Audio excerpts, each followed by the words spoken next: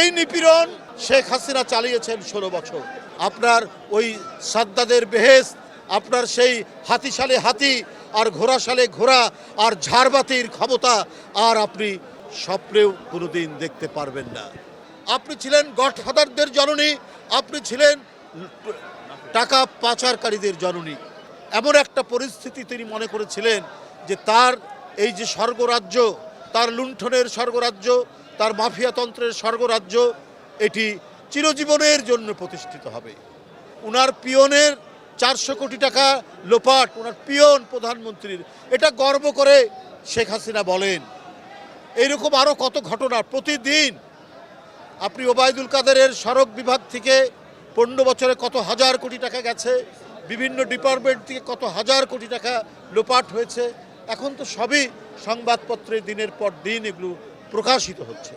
তো সুতরাং এই ধরনের একটি লুণ্ঠনের দেশ তৈরি করার জন্য, টাকা পাচারের দেশ তৈরি করার জন্য তিনি এই কাজ করেছেন।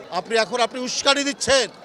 আপনার এখানে যারা ছাত্রলীগ যুবলীগদেরকে একই কায়দায় রাষ্ট্র ক্ষমতায় অধিষ্ঠিত থাকতে যেভাবে করেছেন, একইভাবে আপনি উস্কানি দিয়ে একটা অস্থিতিশীল পরিস্থিতি তৈরি করে, একটা রক্তাক্ত বাংলাদেশের আবহ তৈরি করে আপনি সেই সুযোগে মনে করেছেন বাংলাদেশে প্রবেশ করবেন। কিন্তু বাংলাদেশের মাটি চৈত্রে যেমন কঠোর হয়, আবার বর্ষাকালেও নরম হয়, আবার এটি আপনার সেই খরতাপে কঠিন হয়ে যেতে পারে।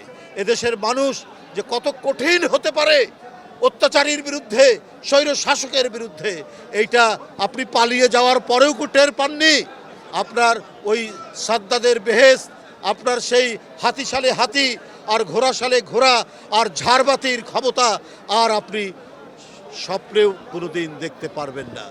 যাই হোক, আমি আজকে ধন্যবাদ জানাই জুলাই আগস্টের সেই সমস্ত আন্দোলনকারীদের, গভীর শ্রদ্ধা জানাই আত্মদানকারীদেরকে, গভীর শ্রদ্ধা জানাই যারা 15-16 বছর অসংখ্য নিপীড়ন নির্যাতন সহ্য করে, কারো হাত গেছে, কারো পা গেছে, কেউ পঙ্গুত্ব বরণ করেছেন, কেউ অন্ধ হয়ে গেছেন, কেউ জীবন দিয়েছেন। প্রত্যেক শহীদের আত্মদানের মধ্যে দিয়ে আমরা যে কিছুটা মুক্ত বাতাস পেয়েছি, এই বাতাস আরও প্রসারিত হোক, আরও বিশুদ্ধ মুক্ত বাতাস পাওয়ার জন্য আমরা এখন গণতন্ত্রের যে অন্যতম শর্ত, একটি নির্দলীয়, নিরপেক্ষ, অবাধ, সুষ্ঠু নির্বাচনের মধ্যে দিয়ে জনগণের ক্ষমতা জনগণের কাছে ফিরিয়ে দেওয়ার আহ্বান জানাচ্ছি।